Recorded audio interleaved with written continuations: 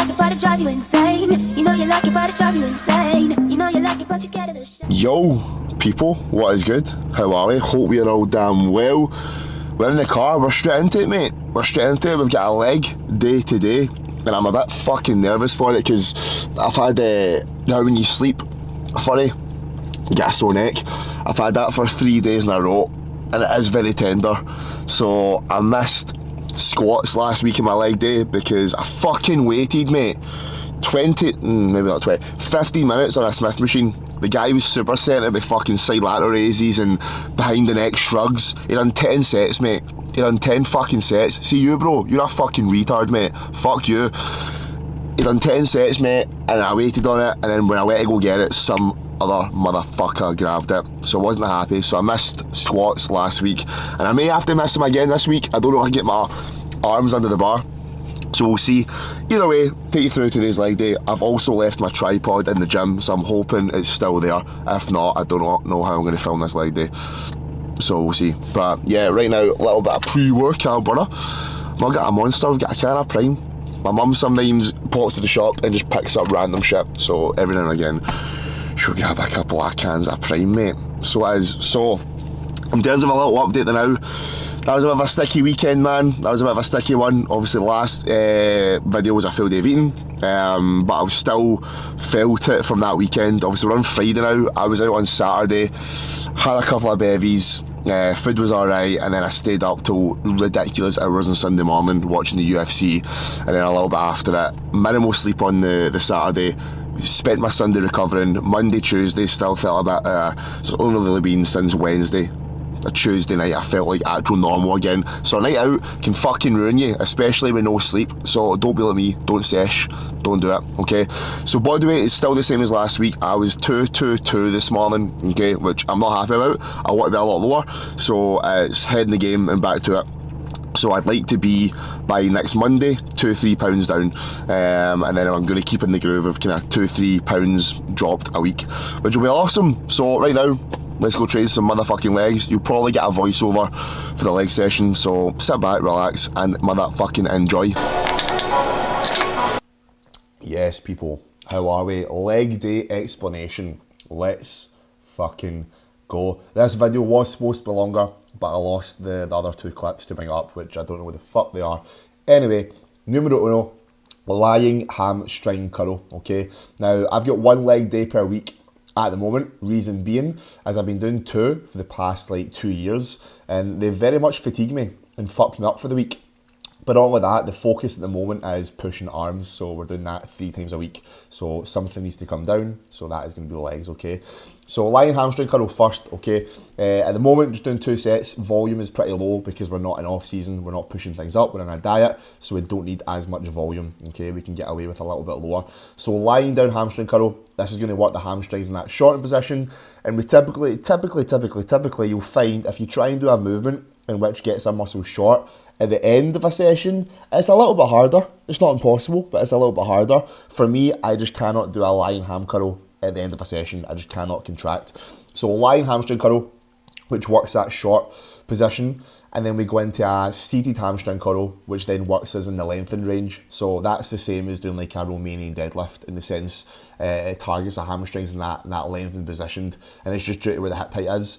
So 2 sets on lying and then 2 sets on seated, and the goal there is just to properly control that eccentric, get a nice contraction, and make sure that the knee joints aren't taking a bit of the load, so actually use the hamstrings to curl that load. Now I have 1 pull day a week, so because of that, I do a little back top up on my leg day. I literally just do 2 sets of single arm lat rows. I do single arm because I can isolate those lats just a little bit better, okay? There's my pal. So this is my back off set of leg extensions. Now I'm doing leg extensions at the start. I sometimes do them at the end of a session, legs, but I've just been doing them at the start. I mix it around really. Now I know I said about putting a movement you can get the muscle short earlier on, but some movements you know your body more than anyone, okay? Now the way I've set up here is on my top set of leg extensions, which is like an 8 to 12, I have the back pad sat at a normal height. But when I do my back off set, I put the back pad a lot further back than usual, and I lean back a lot more. Now, this has been shown in some research recently to use the rec form. I don't know the fucking names of the quad, mate, but that top one that sits at the pelvis at the hip, that is one that doesn't really get hit that much in a leg extension because we're so far forward. But if you put the back pad pretty far back, we can recruit a little bit of the quad, which we don't typically use in a lot of movements. I think a sissy squat is one of the only movements that actually uses it.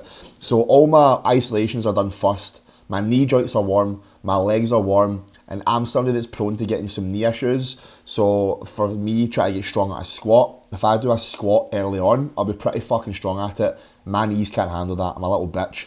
So I do my isolation stuff first, and then I do my big bread and butters, okay? So at the moment, I'm doing a Smith machine squat. Now, I love this. I just became tired of the hack squat. I just couldn't be fucked with it anymore. It was doing my tits in. I just dreaded it, and I'd been doing it for years, mate. So Smith squats are in. Thinking about my hips as low as possible. I'm 6'3", so I do look tall as fuck in that machine, let's be honest. So I'm just really trying to control the negative, get a nice wee pause in the hole, and then drive through the quads on the way up, and really pull my elbows in at my sides there, okay? Single leg press. Now, this is something I've been loving for the quads. I can put my foot very fucking low, which means I get a lot of knee flexion. That is just basically meaning the knee moving past the toe, which you can see here, okay? Now, that is pretty much my day. I also do adductors, which I didn't film, and I do calves every second day in the gym. So sometimes it falls on a leg day, sometimes it doesn't. So this leg day in total is one leg day a week. Because it is one leg day a week, I full fucking send it. So I've only got one chance to grow my legs per week, okay? So volume for legs is pretty low. I think I'm doing 6 sets of quads, 4 sets of hammies, adductors and calves. And that is a session, mate. Now, my apologies if this video is a little bit shorter, but that is a leg day. Yeah, man, I had to wrap up the video. The voiceover cut off, the video cut off, and I lost the last bit of footage. Fucking idiot, mate. Fucking retard. Oh. Can I say that word? Retard? Retard. Yeah, I fucking said it. Anyway, another video coming out in the next couple of days, which is going to be a good one. So sorry for this shorter, less vloggy, kind of boring video. But you know what? I'm putting it out because it is a leg day. Fuck it, I want a video out, I'm going to put it out. Sorry, it's not up to scratch.